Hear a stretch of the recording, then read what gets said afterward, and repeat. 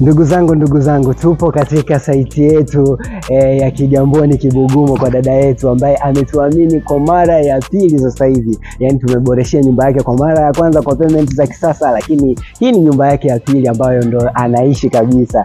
Kwa hiyo ametuamini na sisi tumekuja kumuaminisha zaidi, na sasa hivi tupo katika hatua ya mwisho kabisa ya upakaji wa rangi. Hebu tazama nyumba ya mdau wetu jinsi ilivyopendeza. Jamani, eneo limeonekana la kisasa jamani, kama mnavyojionea kabisa. Na hapa bado hatujamaliza conclusion yetu kabisa. Tukija kumaliza conclusion yetu ndio utaona maajabu jinsi gani pavement kutoka hapa Kiboke Building Company zinavyokupendezeshia nyumba yako, inakuwepo bora kabisa. Sasa jamani, kama dada yetu ameweza kutuamini mara ya pili sasa hivi kuja kumboreshea nyumba yake na amezidi kutuamini zaidi, wewe ni nani ambaye unashindwa kutuita katika nyumba yako tuje kukuboreshea ujenzi huu wa pavement za kisasa?